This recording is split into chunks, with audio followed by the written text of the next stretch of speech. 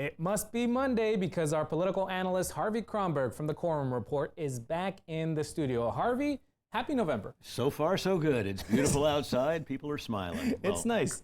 At least until the election results are in. For some people. Let's talk about the election races, the elections tomorrow.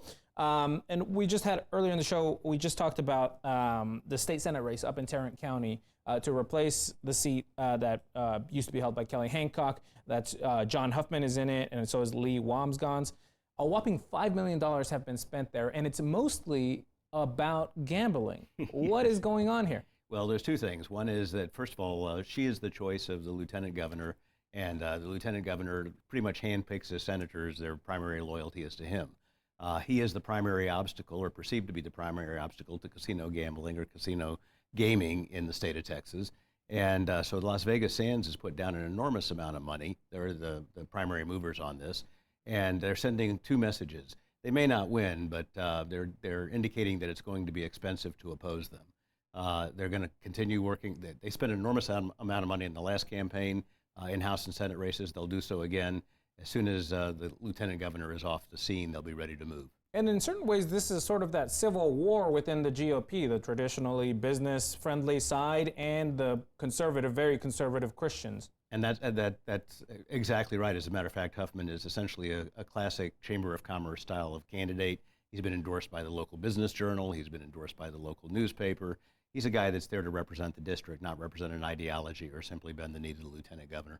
Let's turn to the GOP primary for the Attorney General, because there was a lot of movement on that over the weekend with State Senator Mays Middleton and Aaron Wrights attacking Congressman Chip Roy for being too soft on immigration.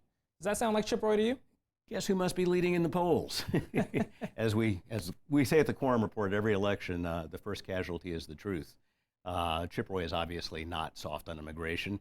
But the model was set when Governor Abbott went after 15 Republican legislators, House members that opposed him on school vouchers, accused them of being soft on the border. In fact, accused them of being unreliable votes on the border. Had no connection to reality, but that is the most polarizing issue inside the Republican primary. Yeah, of course, the governor had so much money to spend on that. Can this possibly work for Mays Middleton and Aaron Wrights? I'm not sure it can in 48 hours, but there's probably going to be a runoff. So, and if the polls are any indication, Chip Roy will be in the runoff.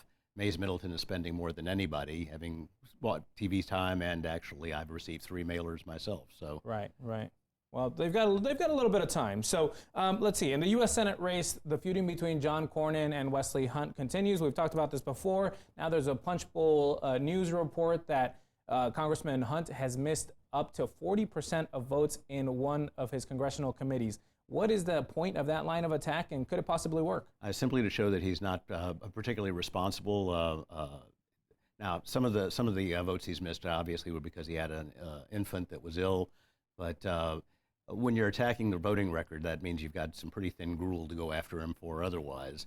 I'm not sure MAGA Republicans, which are going to be the deciders in this, are going to particularly care about voting record. And frankly, after all the attacks on Ken Paxton and how successful they have been in driving up his negatives, I'm not sure that this is a particularly effective line of attack. So you don't think it's chipping away at it at all? Oh, maybe chipping, but again, it's I suspect they're going to have to come out with bigger guns and voting records. All right, that's Harvey Kronberg. Thanks so much for joining the program. My pleasure.